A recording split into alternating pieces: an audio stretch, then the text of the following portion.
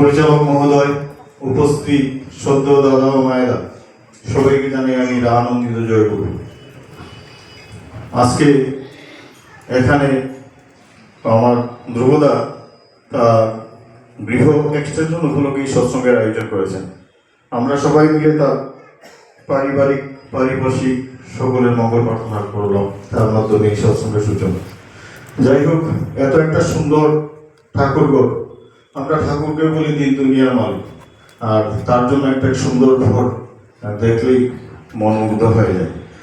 এখানে এত সুন্দর গান কীর্তন হলো, যেমন মনে হয়েছে যেমন পরিবেশটাই ঠাকুরময় হয়ে উঠেছিল। বিশেষ করে শ্রী শ্রী দাদা ঠাকুরকে গানের মাধ্যমে এমন সুন্দরভাবে ব্যক্ত করেছেন যে ওই ঠাকুরের যে চরম প্রকাশ, সেই চরমে নিয়ে গিয়েছেন। প্রত্যেকটা গান হৃদয়স্পর্শী এবং মন শুনলে পরে মন আনন্দে ভরপুর হয়ে যায়। যেমন মনটা অন্যদিকে চলে যায়, কোনো যদি মনে কোনো কিছু থাকে ভাব, সেগুলো মুক্ত হয়ে যায়।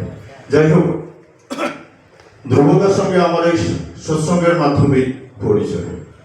কোনো একটা সময় আজ থেকে হয়তো 15 বছর বা তার অধিক হবে, ধ্রুবদা ওই এলেন দত্তপুরের ধ্রুবদার সেই যে গোপীনাথ জুয়েলারি শোরুম ছিল, এবং তিনি সেখানে ওই ফ্ল্যাটে থাকতেন যেখানে আমাদের এই সঞ্জীবদা থাকেন, তার ঠিক অপোজিট দিকে ফ্ল্যাটে।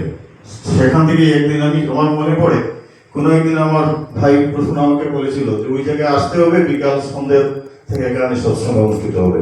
আমরা সবাই এসেও ছিলাম। দুলাদা তখন ওই ফটো নিয়ে এসেছিলেন, আর বাকি সব আনুষঙ্গিক যা লাগে সৎসঙ্গে সব কিছু নিয়েছিলেন। যাই হোক, ধ্রুবদা একজন ইষ্টপ্রাণ ভক্তপ্রাণ মানুষ, পুরো গোটা পরিবারটাই ইষ্টপ্রাণ। কোথাও যদি ঠাকুরের কোনো কর্ম হয়, মন্দির হোক বা আপনার উৎসবাদী হোক, ধ্রুবদা কিন্তু সেখানে লেগেই আছেন। তিনি সর্বাধিক অগ্রাধিকার সহিত সেখানে উপস্থিত হন এবং কিরকমভাবে সেটা সুন্দর সুষ্ঠু সম্পন্ন হয় সেটাও চেষ্টা করে। আজকে এখানে এই সুন্দর টাইলস দেখে আমার মনে হলো যে যখন শিলচর মন্দির রিনোভেশন হয়েছিল, রিনোভেশনের পরে যখন সেখানে ওই মার্বেল লাগানোর প্রক্রিয়াটা চলছিল বা সেটা নিয়ে আলাপ আলোচনা চলছিল, আমি আমার যতটুকু মনে পড়ে ধ্রুবদা নিজে রাজস্থান গিয়েছিলেন এবং গোটাতে সেখানে গিয়ে সেখান থেকে তিনি পছন্দ করে গাড়ি রিজার্ভ করে সেগুলো নিয়ে এসেছেন। আজকে শিলচর মন্দিরের ভিতরে যে মার্বেলগুলো আছে সেগুলো কিন্তু আমাদের ধ্রুবদারই সেই পছন্দ করা এবং নিয়ে আসা সফটওয়্যার কারিগর তিনি ছিলেন। যাই হোক, একটা কথা ঠিক, আজকে যে এই যে অনুষ্ঠান, এই অনুষ্ঠানটা হচ্ছে সেই সৎসঙ্গ উপলক্ষে, অর্থাৎ দ্বিতীয় প্রবেশ উপলক্ষে। একটা কথা কি, যে আমাদের জীবনের শুরুতেও ঈশ্বর, জীবন চলনায় ঈশ্বর, আর শেষেও ঈশ্বর। কারণ কথাটা হলো এই যে ঠাকুরই বলেছেন, ঈশ্বর তোমার দাঁড়িয়ে আছেন জীবন ভূমি পারে ও পারে, আপন করে নেতারে কর্ম আচার ব্যবহারে। কথা হলো এই, আমরা যখন পৃথিবীতে আসি তখনই ঈশ্বরের দয়াই আসি। আমরা যারা দীক্ষিত প্রতিদিন সকালবেলা বলি আমরা ইষ্টভীতি করার সময় যে তোমারই দয়ায় লভেছি জীবন। আসল কথা তাই, জীবনে যখন আমরা চলি তখন কিন্তু ঈশ্বরকে স্মরণ করে আমাদের চলতে হবে।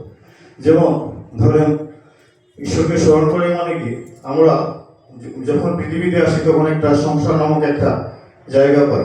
সেই সংসারে আমরা মা বাবা ভাই বোন আত্মীয় স্বজন এরকম আমরা পাই। কিন্তু আমরা প্রতি পদক্ষেপে যখন সবাইকে নিয়ে চলতে চাই তখন আমরা কিন্তু ওই ঈশ্বরকে স্মরণ করেই চলি। সবাই তার কাছেই আমরা প্রার্থনা করি যে আমি আমার সবাইকে নিয়ে যেতে ভালোভাবে থাকতে পারি, চলতে পারি। তার মানে আমি যখন জগতে আসি তখন ঈশ্বরের দয়া, আর যখন জগতে আমি থাকি তখন ওই ঈশ্বরকে স্মরণ করেই আমি চলতে পারি। যখন আমরা পৃথিবী ছেড়ে চলে যাই, কোনো একটা সময় কেউ সবাইকে যেতে হয়, তখন হয়তো পরিবারের যিনি আমার খুব প্রিয়জন ছিলেন, আপনজন ছিলেন, অনেকেই আমার সঙ্গে থাকেন, কিন্তু তারপরেই যিনি থাকেন তিনি ঠাকুর। তার মানে শুরুতেও তিনি, শেষেও তিনি, ইহকালেও তিনি, পরকালেও তিনি।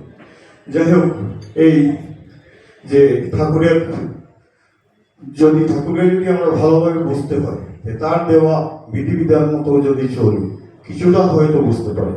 পুরোপুরি বোঝার ক্ষমতা আমার তো নেই, আমার মনে হয় আমাদের সেটাও সীমিত। আজ আমরা একটা জিনিস দেখতে পাই, আরেকটা কথা আছে, যেমন ঠাকুর অনেক বাণী দিয়েছেন, তার মধ্যে যেমন ঠাকুর বলেছেন দেবদেবতা হাজার ধরিস, আচার্য যা ইষ্ট নয়, স্পষ্ট করে বুঝে রাখিস, জীবন চলা নেহাত ভয়। বা যেমন সব দেবতার সমাহারে পুরুষোত্তমের সৃষ্টি, সহজ মানুষ নররূপে করেন ধৃতি বৃষ্টি। কথাগুলো এই জন্য বললাম যে আমরা অনেক পৌরাণিক গল্প জানি, সেটার মধ্যে দেখা গেছে যেমন মনে করুন দাপর যুগ, ত্রেতা যুগ, এই যুগগুলো ছিল। সেই সময়ে অনেক মহিষী মহান বা অনেক বলশালী ব্যক্তিত্ব ছিলেন। কেউ শিবের আরাধনা করেছিলেন, অমরত্ব প্রাপ্ত হয়েছিলেন, এরকম অনেক ঘটনা আছে। কিন্তু দেখা গেছে শ্রীকৃষ্ণ সেই যে বলশালী মানুষগুলো খুব দাম্ভিক ছিলেন, অহংকারী ছিলেন, দাম্ভিক ছিলেন, এবং কেউ কেউ অত্যাচারীও ছিলেন।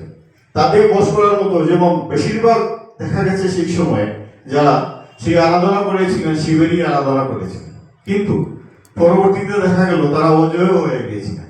এমনও ব্যক্তিত্ব ছিলেন, যেমন রামায়ণের একটা আছে, ইন্দ্রজিৎ না একটা চরিত্র ছিলেন, যিনি আপনার ওই মেঘের আড়ালেও যেতে পারতেন, তার খুব ক্ষমতা ছিল। সেরকমই অনেক বলশালী ছিলেন, কিন্তু পরবর্তীতে তাদের অত্যাচারে মানুষ যখন জর্জরিত হয়ে গেল, তখন তাদের কিন্তু রক্ষা করতে কেউ পারলেন না। তাদের সেই পরিণতিটা কিন্তু হয়েছিল সেই ঈশ্বরের ইচ্ছা, যেমন রামচন্দ্রের হাতে হয়েছিল, বা শ্রীকৃষ্ণের সময় আপনার দুর্যোধন থেকে শুরু করে যত বীর যোদ্ধারা ছিলেন, সবাই কিন্তু সেই পরিণতি ঈশ্বরের হাতে। তার অর্থ হলো এই, ঈশ্বরই সেই সর্বশক্তিমান। তার কাছে আমরা যতই দেবতা পূজা করি না কেন, যাই করি না কেন, কিন্তু তিনি সেই কথা শেষ। আমরা সমাজে যখন আছি, কিছু রীতিনীতি আমাদের মেনে চলতেই হয়। যেমন বিশেষ করে আপনার বিবাহ আছে, উপনয়ন আছে, তারপর আপনার অন্নপ্রাশন, এইরকম শ্রাদ্ধাদি আছে। কিন্তু সবগুলোর মূলে দেখবেন আমরা কিন্তু সবাই কিন্তু ওই গুরু পুজো, যিনি পুরোহিত, তিনি আমাদের সেই গুরু পুজোই করেন। অর্থাৎ ঘুরে ফিরে দেখা যাচ্ছে যে ঈশ্বরই সেই, তিনি চরম এবং পরম। যাই হোক, এখানে অনেক গুণীজন আছেন, ঠাকুরের কথা বলবেন।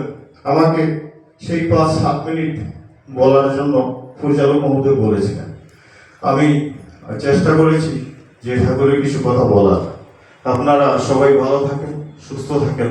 এই পরিবারে যিনি কর্তা, তিনি ইষ্টপ্রান্ত আসেনি, আরও যাতে তিনি সবাইকে নিয়ে ইষ্টপ্রাণের তার দিকে ছুটে যান, এইটাই প্রার্থনা করি। এবং এখানে যারা উপস্থিত প্রত্যেকের মঙ্গল প্রার্থনা করে আমি আমার বক্তব্য এখানেই শেষ করছি।